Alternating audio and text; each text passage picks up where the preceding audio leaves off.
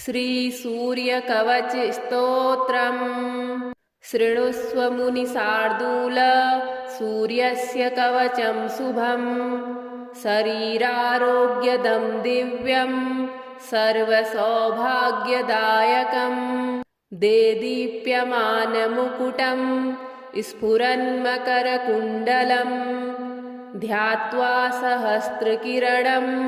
स्तोत्रमेतदुदीरयेत् शिरो मे भास्करः पातु ललाटं मे मितद्युतिः नेत्रे दिनमणिः पातु श्रवणे वासरेश्वरः घ्राणं घर्मघृणिः पातु वदनं वेदवाहनः जिह्वां मे मानदः पातु कण्ठं मे सुरवन्दितः स्कन्धौ प्रभाकरः पातु वक्षः पातु जनप्रियः पातु पादौ द्वादशात्मा सर्वाङ्गं सकलेश्वरः सूर्यरक्षात्मकं स्तोत्रं लिखित्वा भूर्जपत्रके दधाति यः करे तस्य वसगः सर्वसिद्धयः सुस्नातो यो जपेत् सम्यग् यो धीते स्वस्थमानसः सरोगमुक्तो दीर्घायुः सुखं पुष्टिं च विन्दति शृणुष्व मुनिशार्दूल सूर्यस्य कवचं शुभम् शरीरारोग्यदं दिव्यं सर्वसौभाग्यदायकम् देदीप्यमानमुकुटं स्फुरन्मकरकुण्डलम् ध्यात्वा सहस्रकिरणं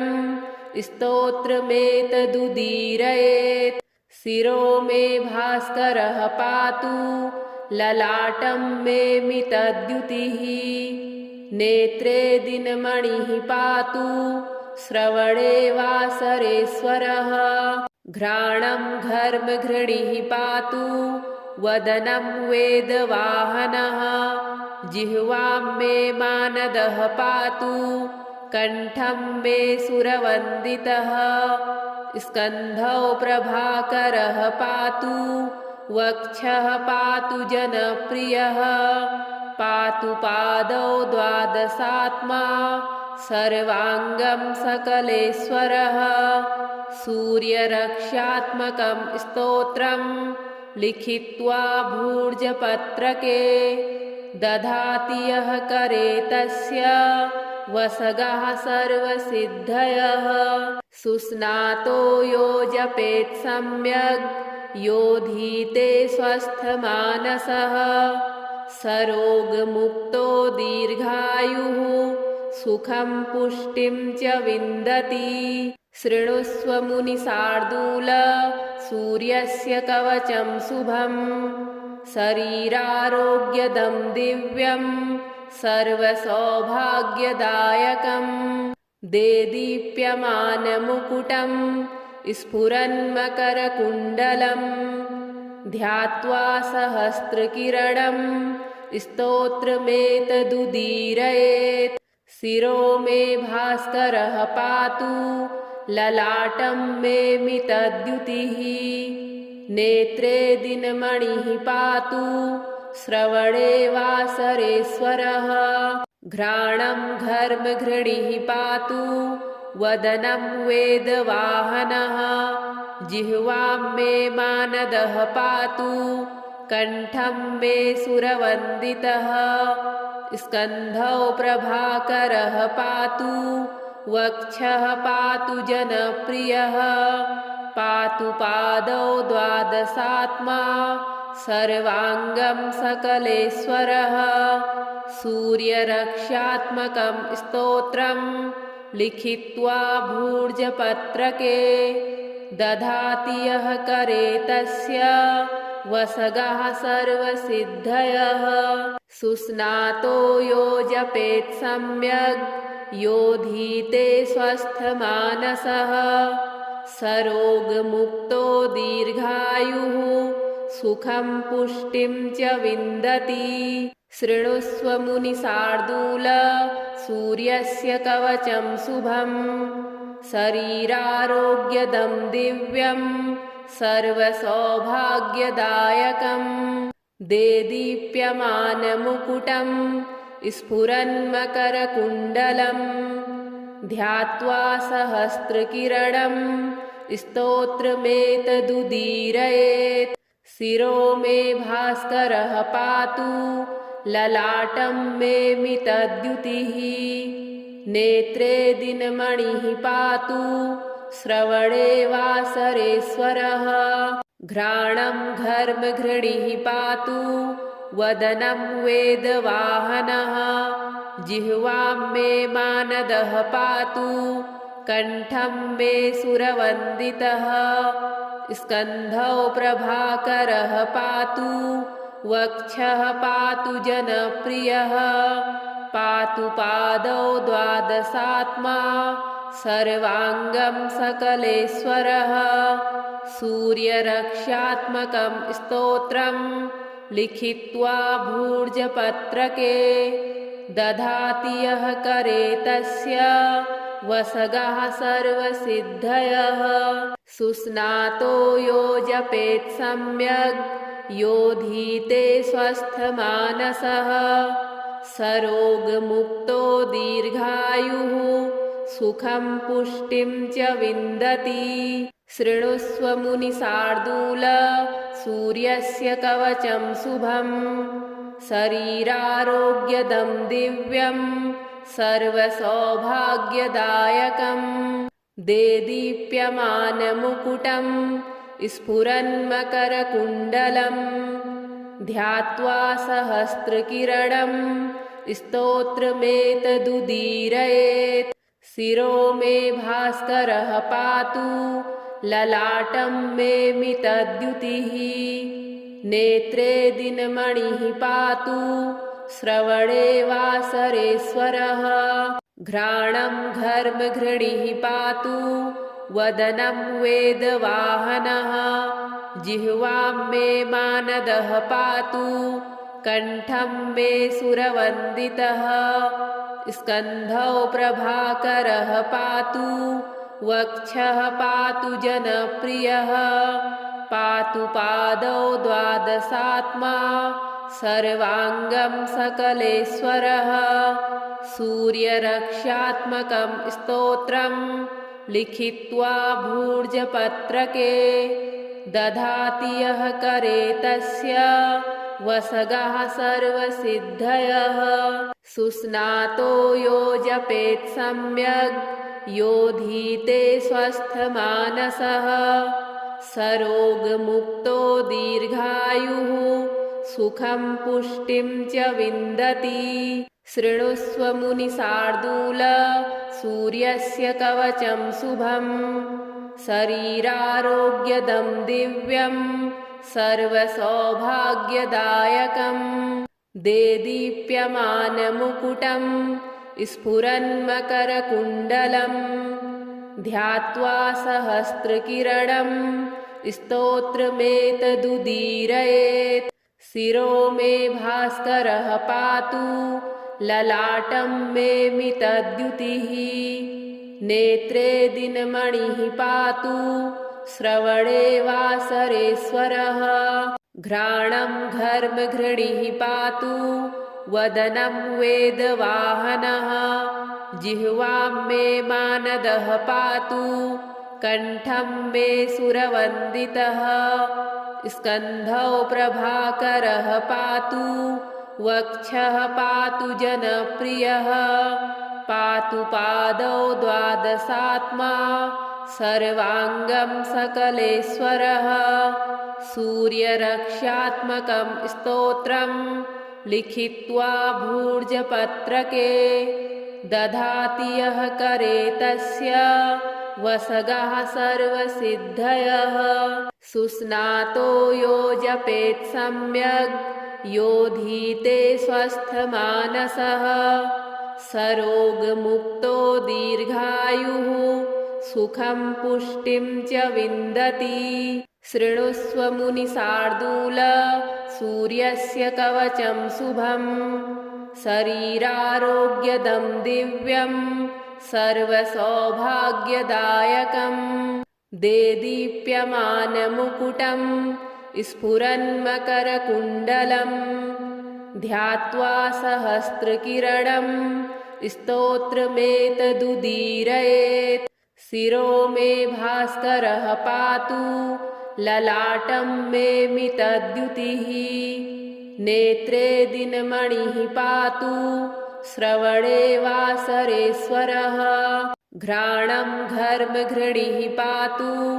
वदनं वेदवाहनः जिह्वां मे मानदः पातु कण्ठं मे सुरवन्दितः स्कन्धौ प्रभाकरः पातु वक्षः पातु जनप्रियः पातु पादौ द्वादशात्मा सर्वाङ्गं सकलेश्वरः सूर्यरक्षात्मकं स्तोत्रं लिखित्वा भूर्जपत्रके दधाति यः करे तस्य वसगः सर्वसिद्धयः सुस्नातो यो जपेत् सम्यग् यो धीते स्वस्थमानसः सरोगमुक्तो दीर्घायुः सुखं पुष्टिं च विन्दति शृणुष्व मुनिशार्दूल सूर्यस्य कवचं शुभं शरीरारोग्यदं दिव्यं सर्वसौभाग्यदायकं देदीप्यमानमुकुटं स्फुरन्मकरकुण्डलं ध्यात्वा सहस्रकिरणं स्तोत्रमेतदुदीरयेत् शिरो मे भास्करः पातु ललाटं मे मितद्युतिः नेत्रे दिनमणिः पातु श्रवणे वासरेश्वरः घ्राणं घर्मघृणिः पातु वदनं वेदवाहनः जिह्वां मे मानदः पातु कण्ठं मे सुरवन्दितः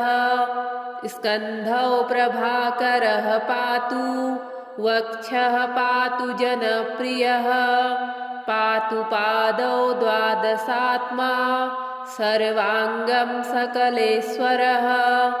सूर्यरक्षात्मकं स्तोत्रं लिखित्वा भूर्जपत्रके दधाति यः करे तस्य वसगः सर्वसिद्धयः सुस्नातो यो जपेत् सम्यग् यो धीते स्वस्थमानसः सरोगमुक्तो दीर्घायुः सुखं पुष्टिं च विन्दति शृणुष्व मुनिशार्दूल सूर्यस्य कवचं शुभं शरीरारोग्यदं दिव्यं सर्वसौभाग्यदायकं देदीप्यमानमुकुटं स्फुरन्मकरकुण्डलं ध्यात्वा सहस्रकिरणं स्तोत्रमेतदुदीरयेत् शिरो मे भास्करः पातु ललाटं मे मितद्युतिः नेत्रे दिनमणिः पातु श्रवणे वासरेश्वरः घ्राणं घर्मघृणिः पातु वदनं वेदवाहनः जिह्वां मे मानदः पातु कण्ठं मे सुरवन्दितः स्कन्धौ प्रभाकरः पातु वक्षः पातु जनप्रियः पातु पादौ द्वादशात्मा सर्वाङ्गं सकलेश्वरः सूर्यरक्षात्मकं स्तोत्रं लिखित्वा भूर्जपत्रके दधाति यः करे तस्य वसगः सर्वसिद्धयः सुस्नातो यो जपेत् सम्यग् यो धीते स्वस्थमानसः सरोगमुक्तो दीर्घायुः सुखं पुष्टिं च विन्दति शृणुष्व मुनिशार्दूल सूर्यस्य कवचं शुभं शरीरारोग्यदं दिव्यं सर्वसौभाग्यदायकं देदीप्यमानमुकुटं स्फुरन्मकरकुण्डलं ध्यात्वा सहस्रकिरणं स्तोत्रमेतदुदीरयेत् शिरो मे भास्करः पातु ललाटं मे मितद्युतिः नेत्रे दिनमणिः पातु श्रवणे वासरेश्वरः घ्राणं घर्मघृणिः पातु वदनं वेदवाहनः जिह्वां मे मानदः पातु कण्ठं मे सुरवन्दितः स्कन्धौ प्रभाकरः पातु वक्षः पातु जनप्रियः पातु पादौ द्वादशात्मा सर्वाङ्गं सकलेश्वरः सूर्यरक्षात्मकं स्तोत्रं लिखित्वा भूर्जपत्रके दधाति यः करे तस्य वसगः सर्वसिद्धयः सुस्नातो यो जपेत् सम्यग् यो धीते स्वस्थमानसः सरोगमुक्तो दीर्घायुः सुखं पुष्टिं च विन्दति शृणुष्व मुनिशार्दूल सूर्यस्य कवचं शुभं शरीरारोग्यदं दिव्यं सर्वसौभाग्यदायकं देदीप्यमानमुकुटं स्फुरन्मकरकुण्डलं ध्यात्वा सहस्रकिरणं स्तोत्रमेतदुदीरयेत् शिरो मे भास्करः पातु ललाटं मे मितद्युतिः नेत्रे दिनमणिः पातु श्रवणे वासरेश्वरः घ्राणं घर्मघृणिः पातु वदनं वेदवाहनः जिह्वां मे मानदः पातु कण्ठं मे सुरवन्दितः स्कन्धौ प्रभाकरः पातु वक्षः पातु जनप्रियः पातु पादौ द्वादशात्मा सर्वाङ्गं सकलेश्वरः सूर्यरक्षात्मकं स्तोत्रं लिखित्वा भूर्जपत्रके दधाति यः करे तस्य वसगः सर्वसिद्धयः सुस्नातो यो जपेत् सम्यग् यो धीते स्वस्थमानसः सरोगमुक्तो दीर्घायुः सुखं पुष्टिं च विन्दति श्रीसूर्यकवच स्तोत्रम् सम्पूर्णम्।